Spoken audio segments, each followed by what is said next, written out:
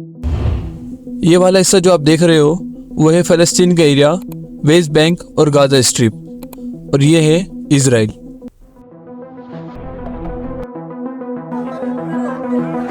No warning. May God have. Sounds of sirens fill the streets of Gaza. Residents search through the debris to look for those trapped.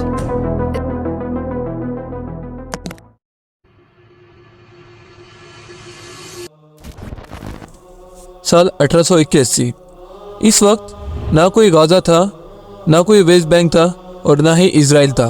ये सारा area फ़लस्तीन था और ये ज़मीन फ़लस्तीन के लोगों की थी जो सल्तनत उस्मानिया यानी ओटोमन एम्पायर के कंट्रोल में आती थी। इस ज़मीन पर क्रिश्चियंस, मुस्लिम, ज्यूस तीनों मिलकर रहते थे, जब इनके बीच ना कोई वॉर या कोई झगड़ा नहीं था।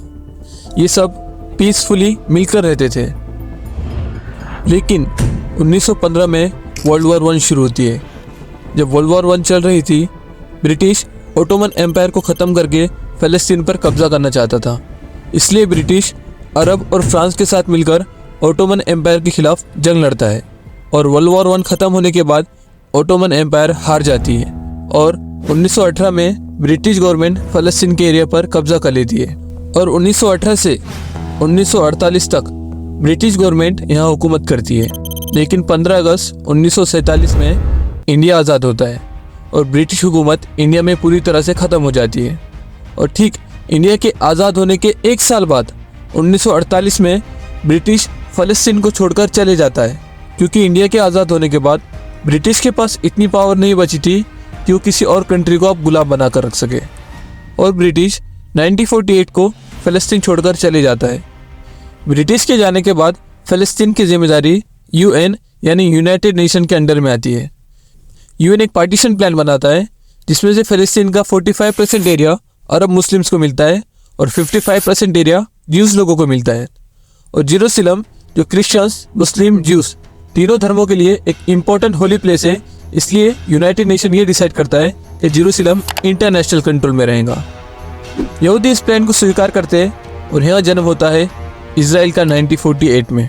लेकिन कुछ अरब कंट्रीज इस प्लान से बिल्कुल भी खुश नहीं थे और इज़राइल के आज़ाद होने के एक ही दिन बाद 5 अरब देश मिलकर इज़राइल पर चारों तरफ से हमला कर देते हैं और 1948 से 1949 यानी तकरीबन 1 साल तक ये जंग चलती है और बहुत ही बुरी तरह से ये जंग सारे अरब देश हार जाते हैं और इज़राइल ये जंग जीत जाता है। और इस जंग के बीच इज़राइल को मौका मिल जाता है फ़लस्तीन के बाकी ज़मीनों पर कब्ज़ा करने के लिए, जिस वजह से 7 लाख से भी ज़्यादा फ़लस्तीन लोगों को अपना ही देश छोड़कर जाना पड़ता है, जिसके ऊपर एक मूवी भी आई है जिसका नाम है फरा। आप सभी से रिक्वेस्ट है एक बार इस मूवी को ज़रूर देखें। और इस जंग के वजह से यूनाइटेड नेशन ने 45% एरिया फ़लस्तीन लोगों को जो दिया था वो बस अब 12% से भी कम रह जाता है, जिसमें वेस्ट बैंक और गाज़ा भी शामिल है। गाज़ा जो 41 किलोमीटर लंबा और 10 किलोमीटर चौड़ा है। अगर आप गाज़ा के साइज़ को दिल्ली से कंपेयर करोगे तो वो कुछ ऐसा दिखेगा। और इतने छोटे एरिया में 23 लाख लोग रहते हैं, जिसमें से आधी पॉपुलेशन बच्चों की है। इज़राइल ने गाज़ा पर चारों तरफ से ब्लॉकेज लगा रखे हैं, जिसे ओपन एयर प्रिजन भी कहते हैं, जिसका मतलब है खुली जेल। गाज़ा में इज़राइल की परमिशन के बिना ना कोई जा सकता है और ना ही कोई आ सकता है। गाज़ा में 70% से भी ज़्यादा लोग बेरोज़गार हैं और ना ही गाज़ा के लोगों को साफ़ पानी मिलता है। जब लोगों को हॉस्पिटल में अपने ट्रीटमेंट करने के लिए गाज़ा से बाहर जाना होता है तब उन्हें इज़राइल से परमिशन लेनी होती है। लेकिन जब से हमास और इज़राइल के बीच जंग शुरू हुई है, गाज़ा में हज़ारों आपकी और मेरी तरह आम लोगों की जाने गई है। फ़लस्तीन हेल्थ मिनिस्टर का कहना है 7 अक्टूबर से 10 नवंबर तक 11,000 से भी ज़्यादा फ़लस्तीन लोगों की डेथ हुई है, जिसमें से 4,500 से ज़्यादा छोटे बच्चे थे जिनकी एज 18 साल से कम थी। इज़राइल के हमलों से गाज़ा में 52,000 से ज़्यादा बिल्डिंग्स पूरी तरह ख़त्म हो चुकी है, जिसके नीचे अभी भी हज़ारों लोग और बच्चे दबे हुए हैं। और जो लोग किसी तरह इज़राइल के हमले से बच गए, उनके पास ना खाना है, ना पानी है, ना घर है, ना बिजली है और ना ही दवाई है। उन लोगों की हालत इतनी ख़राब है कि हम सोच भी नहीं सकते। फ़लस्तीन लोगों के लिए रोना छोड़ दे। रोना है तो खुद पर रोइए। हम 75 सालों से रोते ही आ रहे हैं आपके रोने से, आपके दुखी होने से इस दुनिया में किसी को कुछ फ़र्क नहीं पड़ेगा। असल जेल में फ़लस्तीन के लोग नहीं, हम हैं।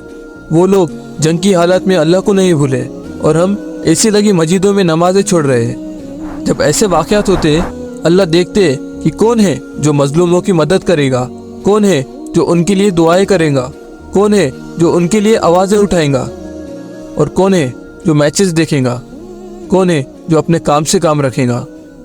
अल्लाह देखते कि तुम में से कौन सच्चा है और कौन झूठा है। फ़लस्तीन लोगों की मदद कैसे करें? अल्लाह से दुआ करे, नफिल नमाजें पढ़े और इज़राइल के हर प्रोडक्ट और ब्रांड को पूरी तरह से बाइकआउट करे। कुछ लोग कहते हैं बाइकआउट करने से क्या होगा, मेरे एक छोटी सी चीज़ ना खरीदने से इज़राइल को क्या फ़र्क पड़ेगा? फ़र्क पड़ता है, बहुत ज़्यादा फ़र्क पड़ता है, लेकिन कुछ दिनों या कुछ महीनों के लिए बाइकआउट नहीं करना, हमेशा के लिए बाइकआउट करना है। जो प्रोडक्ट आप बाइकआउट करोगे उसके बदले आपको कौन से प्रोडक्ट इस्तेमाल करने चाहिए।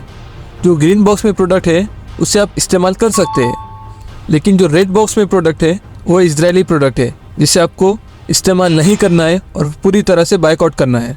प्रोडक्ट की लिस्ट डिस्क्रिप्शन में डाल दूंगा, आप वहाँ जाकर डाउनलोड कर सकते हैं। सोशल मीडिया का इस्तेमाल करें। इलॉन मस्क ने $44 बिलियन में यानी 3,36,910 करोड़ में ट्विटर को ख़रीदा, क्योंकि वो जानता है सोशल मीडिया की पावर क्या है। लेकिन हम सोशल मीडिया पर टाइम वेस्ट करने के अलावा कुछ भी नहीं करते। सोशल मीडिया का इस्तेमाल करके हम लोगों तक अवेयरनेस फैला सकते हैं, जिससे ज़्यादा से ज़्यादा लोग मदद करने के लिए आगे आएंगे और फ़लस्तीन के लिए अपने हिसाब से डोनेशन करेंगे।